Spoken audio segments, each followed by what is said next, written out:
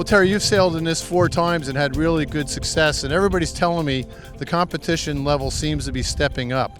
Why do you think it's getting better?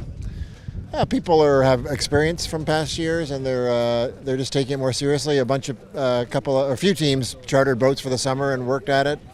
Middle Harbor guys went really well. I don't know how much they've been sailing, but I think they come from a strong FAR 40 program. So all the clubs around the world are just taking it more and more seriously. Well, the racing looks pretty good. It's great. It's tough. A little mistake here or there, or a little lack of speed can put you from top 5 to bottom 5 very easily.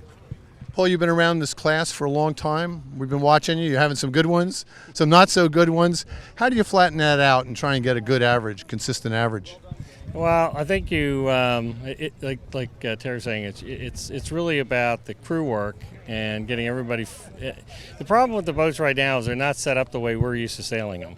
So I think that some of the crews coming in who are coming from other fleets, they're not expecting anything other than the way it is. So they've practiced over the weekend. I think we can constantly are looking at the boat a little differently because we know how it's supposed to feel, how it's supposed to sail in 10 knots or 12 knots. So that's part of what we've been trying to settle in on is setup's different, totally different. Get the speed out of the boat, get the point out of the boat. Of course, you've been part of organizing this class and this regatta, the technical committee. I mean, there's probably a long list of things you've been involved. How does it feel to actually be sailing in it? It's tough. I'm actually really enjoying it. It's everything I thought it was going to be.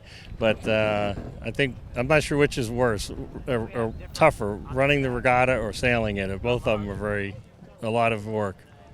So you've had some races that haven't gone your way, but you have won this twice and gotten a second.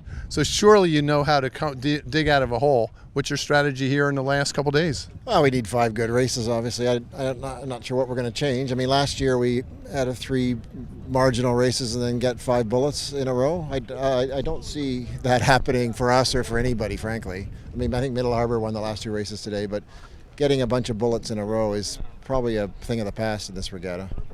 Paul, this regatta celebrates amateur sailing. Who is an amateur sailor? How do you define that? Well, somebody who's not obviously getting paid to sail, so they're not professional. I think it's the Corinthian spirit of sailing. It's somebody who's not taking this as a professional sport. They've got jobs and do this on the weekends, although there's some really good sailors here that probably could be at the professional level for sure. In your view, what is an amateur sailor? How do you define that? Well, somebody who doesn't get paid, and someone, I guess, based on what the ISAF says, not working in a field, in the sailing field, which makes boats go faster, I believe is the rule.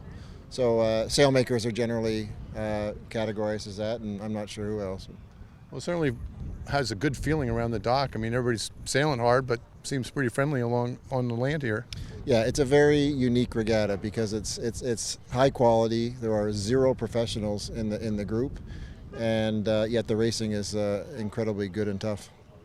Do you think this regatta stays in these boats, or do you think there's a different boat in the future? Oh, I think at some point there will have to be a different boat.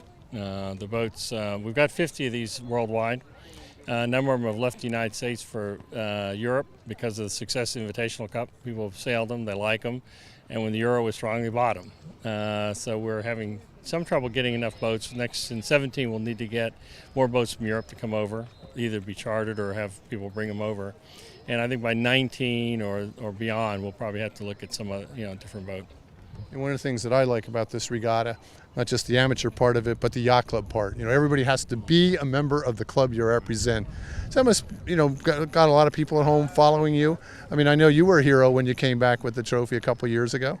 So the yacht club part of it seems to be important. Yeah, I mean, we're flying our national flag at the back, which is sort of nice, but we are representing our yacht club.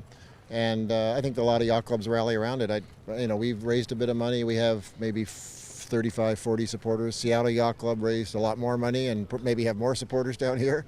So people come to see good racing, and they love Newport and they love the New York Yacht Club too.